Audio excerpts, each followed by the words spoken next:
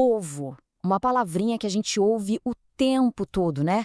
Mas olha, ela guarda a chave para uma das questões mais fundamentais do poder político. Afinal de contas, quem é que manda? É isso. No fundo, toda a política, toda mesmo, gira em torno dessa pergunta.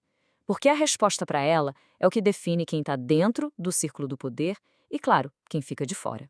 E olha só que interessante. Se a gente pegar a Constituição, tá lá, com todas as letras. Todo o poder emana do povo. Parece simples, né? Pois é, mas é aí que o negócio começa a complicar.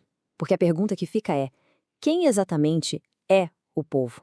Bom, para começar a entender isso, vamos mergulhar na tensão que existe entre o que a lei diz que é o povo e o que a realidade mostra.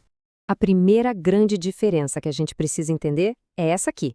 De um lado, temos a população, que basicamente são todas as pessoas que vivem num lugar.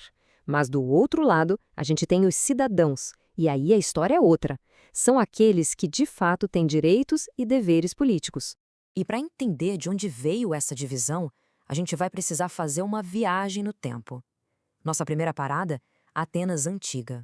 Exato, o berço da democracia. E aqui a gente já encontra uma surpresa.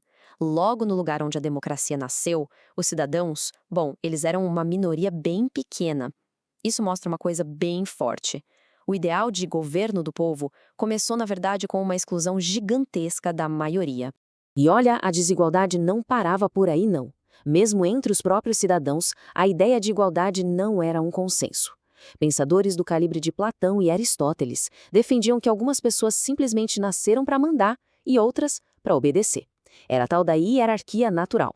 Então, o que a gente vê aqui é que os primeiros sistemas políticos foram construídos em cima de uma dupla desigualdade. Uma que separava quem era de dentro e quem era de fora, e outra que criava uma escadinha de poder entre os próprios membros do grupo. Só que essa ordem, que durou milênios, estava prestes a ser desafiada.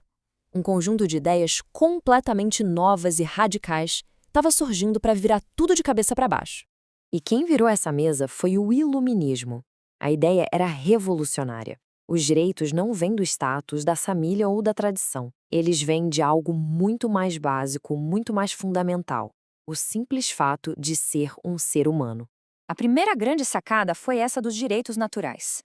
O que isso quer dizer? Basicamente, que ninguém nasce inerentemente melhor ou superior a ninguém. Fim da linha para os privilégios de berço.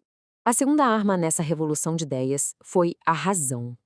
A lógica era, em vez de aceitar a tradição só porque sempre foi assim, os iluministas começaram a questionar tudo. E com isso, eles mostraram que as velhas hierarquias não faziam sentido. Eram, na verdade, injustas e irracionais. Só que essas ideias, por mais poderosas que fossem, precisavam de um lugar para morar, um lar político para se tornarem realidade. E esse lar foi a nação. Foi aí que o Estado moderno entrou em cena, unificando todo mundo sobre as mesmas leis, a mesma língua e, com o tempo, forjando uma identidade nacional. A partir daí, as pessoas dentro dessa nação passaram a ser vistas como cidadãos com direitos iguais e, o mais importante de tudo, com poder de governar a si mesmas. A cidadania se tornou a base do poder. Acontece que esse novo ideal de nação já nasceu com seus próprios problemas, seus próprios paradoxos. E logo de cara, ele começou a ser atacado por duas frentes bem diferentes. E aqui está o grande paradoxo da nação. Pensa bem, ao criar uma comunidade de iguais, um nós, ela, ao mesmo tempo e quase que automaticamente, cria um eles, os estrangeiros. Ou seja, a igualdade que se conquistou do lado de dentro veio junto com uma nova e rígida fronteira do lado de fora. Esse ideal iluminista, então, ficou sob fogo cruzado.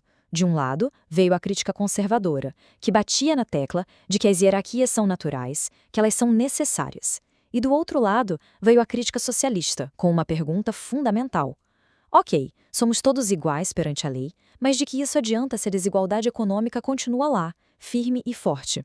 E é essa tensão toda que nos traz diretamente para o grande dilema político dos nossos dias. Muita gente, na época da globalização, chegou a decretar o fim do Estado-nação. Mas o que a gente tem visto é justamente o contrário. A nação fez um retorno poderoso como um lugar de identidade e principalmente de proteção. E hoje, essa ideia de nação está sendo disputada, puxada para dois lados que são completamente opostos. E aqui está o dilema moderno, na sua forma mais clara possível. A nação vai ser usada como o quê? Como uma estrutura de proteção, um escudo para defender os cidadãos e garantir solidariedade? Ou vai ser usada como uma fronteira de exclusão, um muro para definir o outro como inimigo? A resposta para essa pergunta, no fim das contas, é o que define a grande luta pelo significado da palavra povo hoje.